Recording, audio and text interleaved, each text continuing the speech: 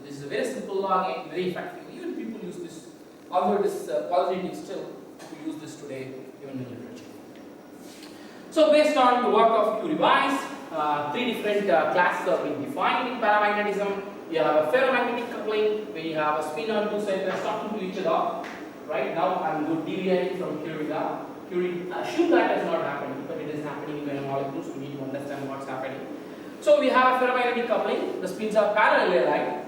When you have an antiferromagnetic coupling, spins are anti-parallel aligned up and down. And then you have a special class of antiferromagnetism, which is called ferrimagnetic coupling, which happens between spin of unequal spins. For example, I can have copper 2 plus 100 electron and chromium 3 plus 300 electron. If it is antiferromagnetically coupled, I will not have a zero speed state, I will have an equilibrium constant because 300 electrons are up, 1 down. That's what's called ferrimagnetic. All these are very usual in magnetism. Right, so how the magnetic susceptibility or the chi T versus T behavior is expected. So you can see the black one, which is basically no, they are not interacting for dimer, J equals to 0, it's constant. Follows what Curie has predicted. If it is antiferromagnetic, it just constant until a temperature and then drops down at low temperature. Why is it happening now? Well, as I decrease the temperature, I have less thermal energy. The molecules are trying to antiparallel align one up, one down. That gives you a very small value of magnetic susceptibility, leading to a zero value at extremely low temperature. On the other hand, I have ferromagnetic coupling. So now the spins are more than what it is supposed to be. They are coupled ferromagnetically, leading to an increase in the chi T value at low temperature. That's ferromagnetic, antiferromagnetic, and non-ferromagnetic spins. So what is happening when we try to understand, as we understand the magnetic coupling? Like I am saying that ferromagnetic coupling and ferromagnetic coupling is there a model, is there like a molecular orbital model that we just use? Can we able to kind of at least in a happy way of predicting what's happening? Can we say what is expected? These are this what I'm talking about. This super exchange model. It's been developed in 1980s. So just taking you a walk long history, hope to come to the latest in magnets. So there's a qualitative model proposed in the 1885 based on super exchange. Super exchange is nothing but when you have a dinuclear metal complexes, you can take for example C2CL6 or any metal atom which are connected by a bridge, diamagnetic bridge, oxygen, chlorine or anything, then can be able to predict what coupling is expected.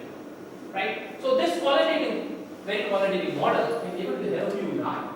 How was it? For example, this is my d orbital. Assume that is a dx square minus y square. Right? And then this is my ligand p orbital. P is the orbital. We call it as oxygen. Right? P is the orbital is interacting in dx square minus y square or px of the orbital. And then this is again another center because these two centers are not directly interacting. They are connected via a diamagnetic ligand. Right? This is why it is called super exchange. It is mediated by symmetries. Now, if I have 100 electrons here, spin up, let's start with the spin up there, and then itself propagates over. For example, I have spin up here. This is the region, overlapping region. So during in the region of overlap, the electrons has to be paired. So if this is spin up, this has to be down. Let's look at the ligand electrons alone. Right? If you look at the ligand, so I have already spin down on the ligand. The ligand orbitals always electrons will have pair. One is up, other has to be down. So if this is down, I have to put that up because in the ligand I have to have always a pair of electrons. Right? As soon as I put that up, I know what is the configuration I'm going to get here. Because this again has to be paired. So what do I get here? I forget about all the ligand orbitals. This is only super exchange. I get up here. I get down here. So this is antiferromagnetic. So we can predict what's happening. We have simple models, simple orbitals, simple overlap argument, and then try to understand.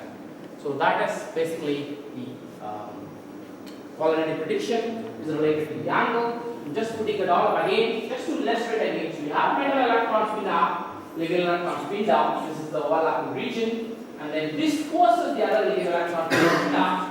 That eventually forces this to be down. Overall, electron spin up and down you get your magnetic coupling. Very simple idea, very good.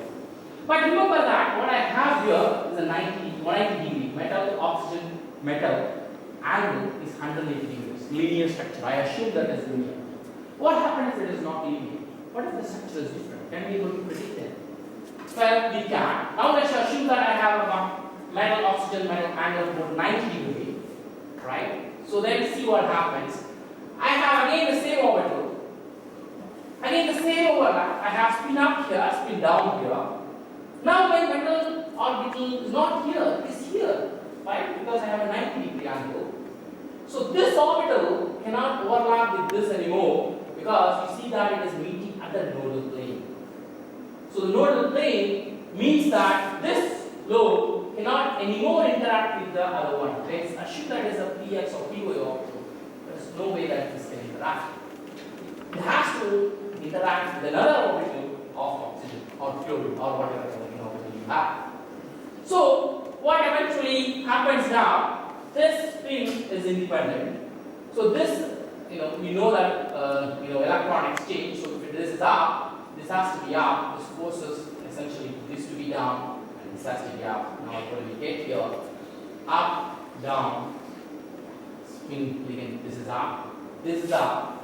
This is basically down. That forces this to be down. What do we have? Overall, if we ignore all the ligands, what do we get is spin up on this metal, spin up again on this ligand, leading to a ferromagnetic. So, as I said, ferromagnetic is like spin up being in the same direction. We can easily predict it based on very qualitative orbital arguments. Just assuming the orbitals are overlapping, paired electron will have up and down. We can come up with a reasonable results. Reasonable explanation. Right. So, is it what has happened experimentally? Of course, we need to have a backup. We have a theory. We need to prove it always with experiments. Look at this copper complexes. All these copper complexes with the dihydroxyl copper complexes. The copper oxygen copper angle are strongly correlated to the J value. This J value which I am talking about is the exchange coupling plus being ferromagnetically coupled minus the antiferromagnetically coupled. Larger the J, like if I have a minus 600, which is a very strong antiferromagnetic coupling. If I have a plus 200, I have a very strong ferromagnetic coupling. So this angle illustrates clearly that as the angle increases, the interaction becomes antiferromagnetic. We don't have anything in 180 because two hydroxyl bridges are there. Only one is there, you can make any angle. But if the angle is getting smaller and smaller, it's not exactly 90, it's literally around 97 or something, 96, that switch from antiferro to ferro happens. So our theory, whatever that we have just learned from simple positive arguments, are very well balanced. So this, if you plot that angle versus the J, you get a beautiful linear relationship. These are different complexes. These are crystal structures we are talking about. All these molecules are crystallized, all of them magnetically studied, all of which X J value is experimentally measured. So what we get is a linear relationship between angle and J. This is what is called magnetostructural correlation. So now I am talking about the magnetism which just happened around 1995. Lots of interest has happened in this area, trying to relate magnetic property to the structure, given structure. So the angle, distance, and all that. And also can be antiferromagnetic, right? Combination of which can be other ferro losses. Which one? This. The spin exchange between these two will make them always ferromagnetic when the angle is 90. That is the spin exchange spin which makes them be in the same direction.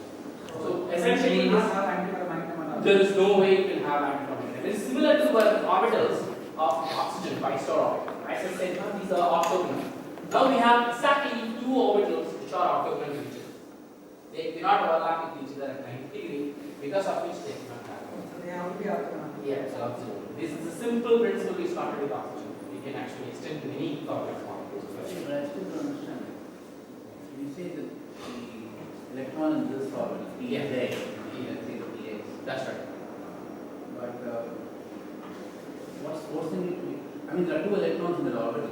Yeah. One has to be thin out, the other one is. This electron exchange will be there. This region, because it's a overlapping region, the electrons is kind of locked up.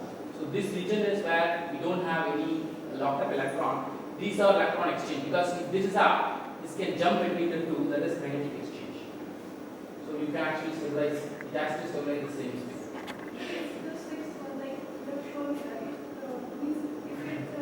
If this is down, obviously you will have antiferromagnetic coupling. Why this cannot be down? For the simple reason that if both of them are up, but this is what is called a kinetic exchange, where both electrons are spin up, the electron can jump between both the orbitals and stabilize it. Stabilize the this is what is called kinetic. Fine. Then you can have other option also, right? It can be down and down also. Yeah, in that case this will be down. That's So why I asked. yeah. So overall, up and down can be down and up also. But then you will have ferromagnetic coupling or antiferromagnetic coupling. Doesn't matter whether first we start with up or. It may have the antiferromagnetic also. Because I can put these two guys down. If you put these two This down, guy will be up. this will be down, this will also be down. This will force them to be down as well. So because if you put these two down, this has to be up. Yeah. If this is up, these two also will be down. Both of them down also ferromagnetic. Because ferromagnetic is same direction, it's not being up or down. So all opposite cancels, same direction, whether up or down, they act. Because again they are bridging, so they have to be up and down. Exactly. So this is kind of polarity can be proven, as I said, and lots of interesting things developed. So these are orbital orthogonality concept. As I said, orthogonality can be by structure or can also be by design. Can you get the orthogonality by design? That's what I'm illustrating here. Now I have a dx square minus y square orbital. I don't have any more a dx square minus y square. Not a copper, but a vanadium. Vanadium 4, let's say. I have a d1 system and electron sit in dxy orbital. xy orbital we know it's a T2G. It's not along the axis. When then what happens? Now again the same situation. This is absolutely orthogonal. They cannot overlap. These two orbitals. You can follow the same rule, electron exchange, etc., etc. So eventually what you get is up here, up there. By design, you can also get ferromagnetic exchange if your unpaired electrons in the orbital are orthogonal to each other. That means they don't, as long as they don't overlap. This idea is beautiful, has been done, predicted by Olivier Kahn, who is one of the pioneers in this field. And then later on, this is just a story again. Later on, he synthesized this beautiful molecule, copper to vanadium 4, vanadium complex. So this is by design. We know that it is going to be ferromagnetic. He synthesized this complex, and then we found that it is ferromagnetic. I can explain this with symmetry orbitals also. I don't know how much you have studied symmetry already. You have a D9 system in the x minus y square orbital. You have basically a vertical plane. Then along the vertical plane this is symmetric. This is asymmetric. This is antisymmetric with respect to the vertical plane. This is symmetric with respect to the vertical plane. Because this is split, this is the vertical plane. I have plus minus here. Here I have the same sign. So this is symmetric, this is antisymmetric. According to the group theory also, they are not supposed to overlap. Right? So we can use also the mathematical background to go back. So beautiful magnetic susceptibility. I already told you that if it rises at low temperature, it's ferromagnetic. If it rises beautifully, saturates at a value which corresponds to S equal to 1. At low temperature it comes down because of 0 3D splitting or intermolecular reactions. This is two molecules synthesized to make sure that what we see is true. Copper and ferromagnetic coupling between S equals to 0 ground state, S equals to 1 excited state. You are separated over 650. You remember ferromagnetic coupling here, copper vanadium with S equals to 1 ground state and S equals to 0 excited state. Right, so it's time to move on. Let's just go beyond now. I'm just, as I said, these are all like 1995, 1996, all this. There's a lot of interest in dimers. And then slowly the field has changed to clusters now, larger numerical clusters. So let's not talk about dimers, let's go and study large clusters. So this is a kind 4 clusters. People are interested to have molecules with large spin states. I'll tell you why it is important later on. Right? So how do you obtain? Because most of the time, unless you have orbital orthogonality and other things, you ending up having antiferromagnetic coupling, which essentially gives you S equal to 0 or very small spin state. So this kind of a molecule is very interesting because antiferromagnetic coupling can also give you very large spin. How? You have one ion tree in the middle, 3 ion tree in the corner. We call it as spheric star, it looks like a star. Right? If I have an antiferromagnetic coupling, you can see that I have antiferromagnetic coupling between any two neighbors. What happens is like I have spin down here, spin up there. So I have antiferromagnetic coupling in the center. Now, if I calculate the ground state, how do I do? The ground state is given by 3 times pi by 2 for red, 1 times pi by 2 for blue. I get still a large spin ground state as equals to pi. As if I have a diagonal of pi and having a ferromagnetic coupling, I made an s equal to phi, still a large s value out of an antiferromagnetic. You can also do that. So the structural topology has changed the picture. People have started coming with lots of different structures, different s values, trying to increase the value of s to kind of increase the gravity between the materials and all these things. All that has changed. All this has changed in 1993 when they have discovered this magnetic bistability in metal ion clusters. So this is the starting point of looking at the magnetic properties of large clusters. I'm going to go into look at the structures like manganese, 12 manganese ion, 8 manganese, or even bigger than that. Now molecules with 84 manganese ions are reported. So all that has happened because of this. What has happened? And later on also something very interesting has happened. I'll tell you, you may not be able to understand all this right now. I'll tell you very interesting physics and also very interesting material science, all that has happened way back in 1993. So what these are now commonly called are magnets, single molecule magnets. So the manganese 12 cluster I was showing you, if you remember the structure, I will show you in a while the structures. So all this has been discovered in this paper. The structure is known.